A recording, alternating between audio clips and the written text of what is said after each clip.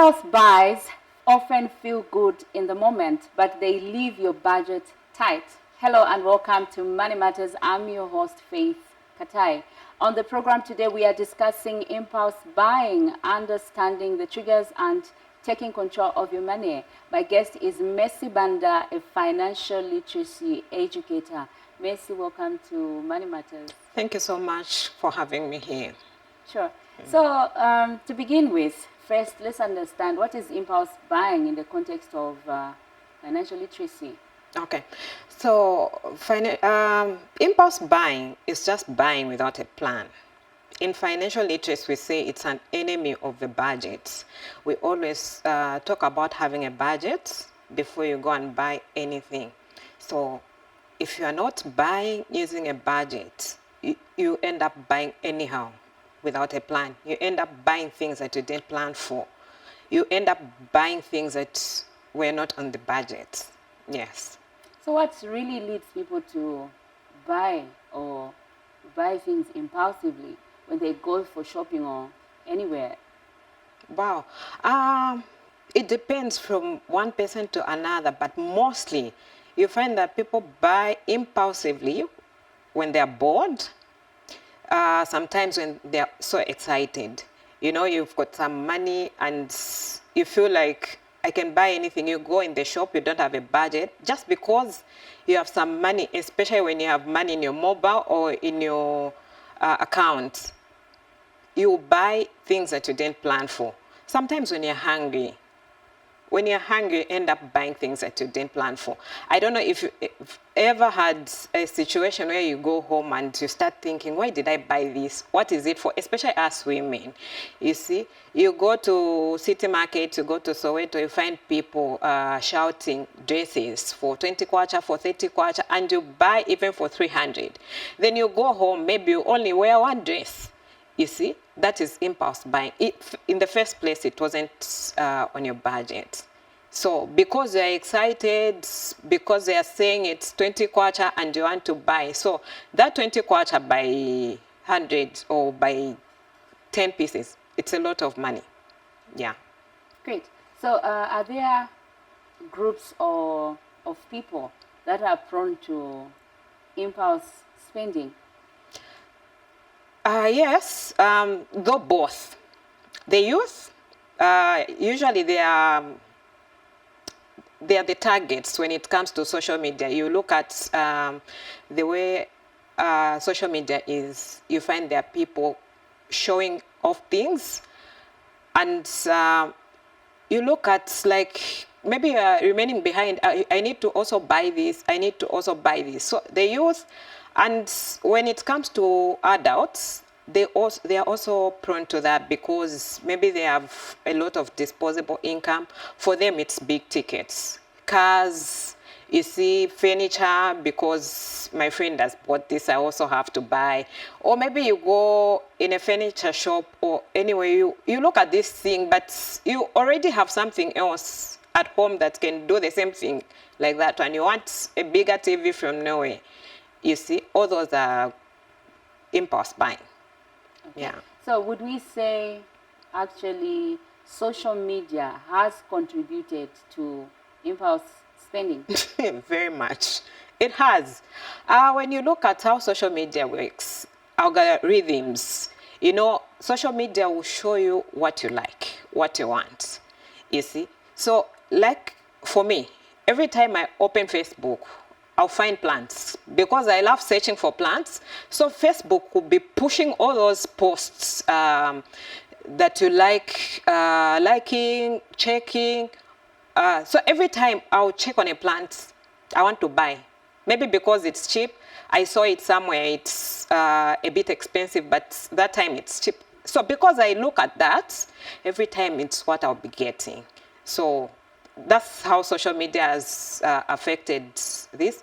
And again, the way we look at things on social media, I say social media is not, usually it's a fake life. People will show you what is fake. You see, I may borrow clothes or a car, I go and stand there, then someone looks at me and they'll go and bother their husbands, you know, Mercy is driving this car, Mercy is wearing these clothes, I also want you to buy for me. When that's not my life, you see. And you know, with AI this time, I can just get a photo of somewhere where I've never been. And people get excited. Oh, you went this side, you went. I can even go to airports and get a photo, and all of you think I traveled, you see. And everyone will be like, okay, I also want to do this. I also want to do this, because we are looking at what is on social media. But usually that's not the life, you see. And that will cause you to buy impulsively, or you start having pressure of doing what others are doing on social media, which most of the times it's not the case. In short, you're saying peer pressure, especially for Peer the young pressure, ones. yes.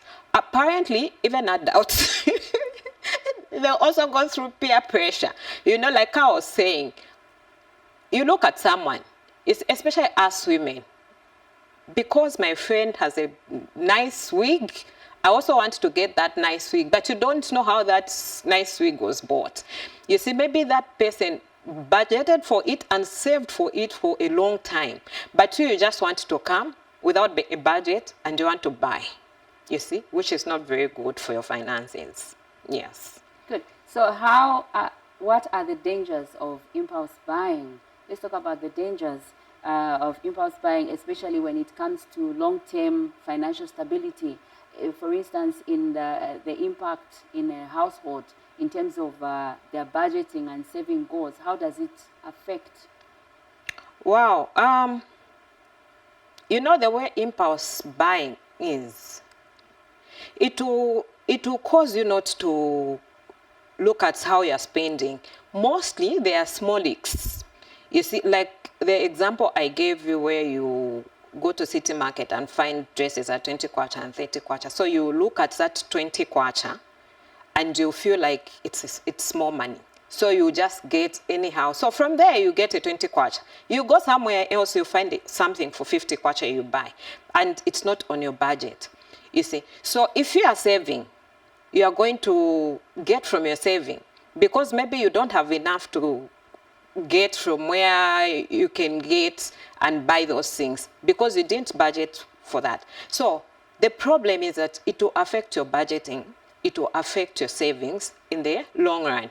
At the end of the day, you find that you don't have anything, you will not have any emergency fund, because most of the times, if you are buying impulsively, you'll be getting from maybe your emergency fund that you've saved, maybe the money that you want to buy something. So you find that you'll be stagnant, you'll be at one place, because most of the times the things that we buy, they're not really necessary. You see, you just get anyhow because of excitement, because you're bored, because you're influenced, so you end up buying anyhow, even when it's not on your budget. And you find that your time will be coming, maybe the time you'll be retiring, or maybe at the end of the month when you're supposed to pay school fees and everything, you don't have anything, because you were not, you were just buying anyhow. I'll give you an example of small things. Talk time, bundles, you see. And you were most of the times on social media. Sometimes you're not doing it, just scrolling. And you find that every time you're buying bundle, 20 kwacha, 30 kwacha, 50 kwacha, it depletes, you buy another one just like that. This is why it is important to check or to take control of your money. Make sure you check how much you use at the end of the month. Take control of any amount. Get a book, write whatever you buy on a daily basis. Believe you me, you find at the end of the month, you'll be wondering that, is it me who had all this money? And where did it go? You can't even point where the money has gone, because we are buying in bits, you see. So it is important to check how much you're using every time, every day, and these small amounts, even at work, where you can carry food, but you end up buying snacks, all those things. When you calculate all those monies, they're a lot of money. You see, I was talking to someone last week who was telling me, I don't have money to save. She's a housewife. I was asking her, do you have money to buy relish every day? Yes, I have, but I don't have enough to save. Now, you can't even spare a 20 kwacha. And she was asking me, what can a 20 kwacha do? I told her to calculate 20 kwacha by 365. We had a 7,200, you see, which can start a big business, a good business. So it's because we don't look at money like that. A 20 kwacha is small, but a 20 kwacha, when you multiply it, it's a lot. Yeah. Awesome. I'm getting something from your explanation. You are saying there is need for us to actually identify, to know our needs and also wants, for us to avoid buying things impulsively. So what is the importance of actually identifying our needs and wants? Okay, so in the first place, you need to understand what are needs and what are wants. For needs, it's something that you cannot live without. For example, food. Shima. Here, we eat shima. You can't live without food, water, shelter, clothes. You see? But for wants, like Hungry Lion, Hungry Lion, it's a want. You see? You can decide, instead of buying Hungry Lion, you go home and eat. This is why I said impulse buying. When you're hungry, you end up buying. When you're full now, you start realizing, okay, I'll be going home in 20 minutes time. Did I have to buy all this food? I would have gone home and cooked shim and eat. You see? So, Hungry Lion is it's a want. You see? There are some gadgets that are wants. Of course, a phone is a necessity now, but there are types of a phone which are wants. You can use another one which is cheaper with the same functions, you see. So we need to identify what are wants and what are needs. So before you start buying anything, just think of it. Do I really need this thing, or I want this thing? Can I stay without this thing, or can I stay with this thing? You see. So from there, you'll be able to buy what you need and not buy what you want. Yes. Wonderful. We now go on a short break. Stay tuned. Zanis TV brings to your screen Money Matters, a program designed to equip you with knowledge and tools to make informed financial decisions. Make a date with us every Wednesday at 19:30 hours on channel 274 DTH on DSTV, 29 DTT on GoTV, and also on Topstar platforms, channel 6 DTT and 458 DTH. Do not miss out. Welcome back. In case you have just joined us, you are watching Money Matters, a program designed to equip you with knowledge and tools to make informed financial decisions. And my guest is MERCY BANDA, a financial literacy educator. We are discussing impulse buying, understanding the triggers, and taking control of your money. MERCY, would we say impulse buying is a major contributor to debt? I should say yes, you see, because if you plan your money properly, you'll not find yourself in debt. So, like I said, when you're buying things without a plan, because you're under the influence of something or someone, you end up borrowing. You remember I said you have an emergency fund? For others, they don't even have an emergency fund, but they have, maybe they were saving for something, and because they've been influenced to buy something, they'll end up getting that money and buy what they want, not need. You see, at the end of the day, they'll be in a cycle of debt. What will happen is that they'll be getting a debt from somewhere, paying out another debt. At the end of the day, to be a cycle. You are not finishing. And this is why a lot of people are in trouble with debt. Last night, I was just reading another article in news where a lady killed herself because of debt, village banking, you know. So when you look at these people that kill themselves, if you ask them where they took the money, you find that they won't even point, you see. So because you find yourself in a cycle of debt, you become stressed. And you cannot have money because whatever you have, you need to pay for that debt, you see. And when it comes to social media, even the small things I was talking about, like talk time, you get Kaloba, you get loans from Fikediza. Is it Fikediza? People are getting loans. You find that you want to send some money to someone, they'll tell you, don't use that number because it's full of debts, you see. So impulse buying is one of the major contributors of debts, perpetual debts, yes. Great. These are real life stories that you are telling us. Actually, impulse buying actually contributes to personal debt. So what are the most techniques to resist the urge to buy impulsively? There are people watching this program and they want to know, how do I help myself to resist from impulse buying? What would you say to them? Okay. The first thing that I'm going to talk about, and I always talk about it, it's discipline. You need to be very disciplined. You can have a budget at times, but you end up buying things that are not on the budget. That's indiscipline.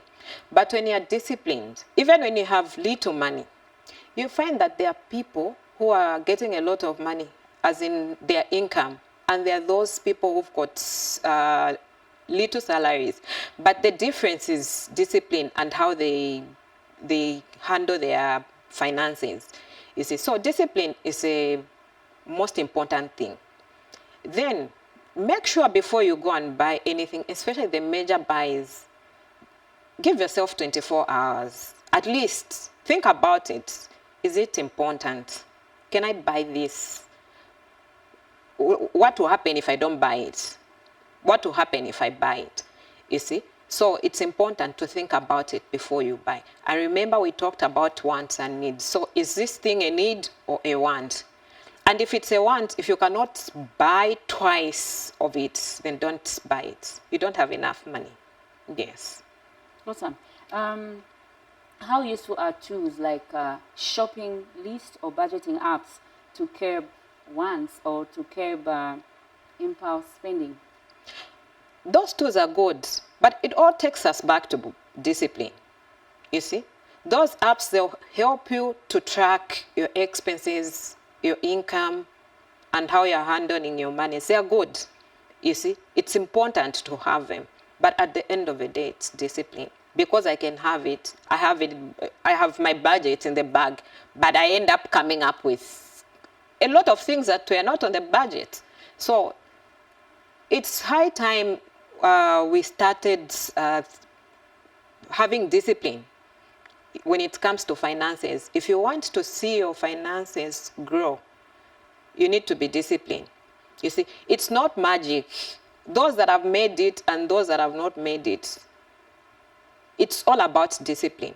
There are people that they're doing fine. When you ask them, they'll just tell you it has been discipline. There are people that we've seen were getting same salaries, but today they are somewhere else. Why? Because they were disciplined. And every time you are saving, the small savings that you're doing, you're investing. So as you are investing, your money is growing. So instead of buying things that are not needed, save and invest. Yeah. As we are coming to the end of the program, as a financial literacy educator, in your view, what role should financial literacy programs play in helping communities tackle impulse buying? Oh yeah,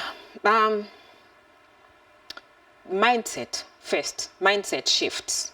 Like we are saying, we need to change, or we need to start thinking about how we can create money and grow. And let's forget about the past. You know, financial literacy way back, it wasn't commonly like the way it is now. It is important that we invest in education or financial literacy. We need to learn. So as financial literacy educator, for me, I would love that people start to change their minds, like, how can I grow my finances? You know, on my page, I have people that have been telling me that this doesn't work here in Zambia. You know, you talk about buying bonds, you talk about buying stocks, and people will be telling you, no, these are for rich people. It's not happening in Zambia. And a lot of people are saying that, I have a small salary, so it can't work. But believe you me, you will never have a big salary, because every time you have more money, you can even do an audit of yourself. 10 years ago or 5 years ago, how much did you have and how much do you have now? What is it that you've done with that money? So from that little that you have, just learn how to multiply that money. You earn, you work, you earn, save, invest. It's in bit by bit. It's not magic. It will not be like one day you become rich. No. Investment or investing, it's a gradual thing. But it pays. It pays, especially when it comes with compound interest. It pays. This is why I would want to talk to the youth. And actually, the earlier, the better. When you start investing while you are still young, it's better, because the way I can invest or how much I'll invest now and someone who is younger, it will, for those that are younger, it will be better because of compound interest. But for people who are elderly, we really need to put more effort for us to be better when time to retire comes. So it is important to change this behavior, or what we think that it's not happening in Zambia. People are getting rich because of buying stocks, because of investing in bonds.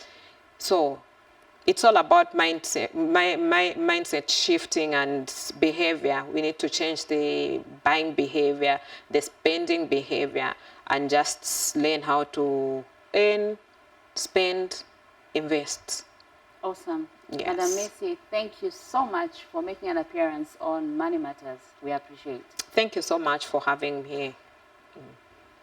Viewers, we have heard impulse buying can derail even the best financial plans. The key is to pause, breathe, and ask yourself, do I need this or do I want it? Take control of your money and make it work for you. Thank you for watching Money Matters. Join us next week for more smart money tips. This has been Faith Katai. Goodbye.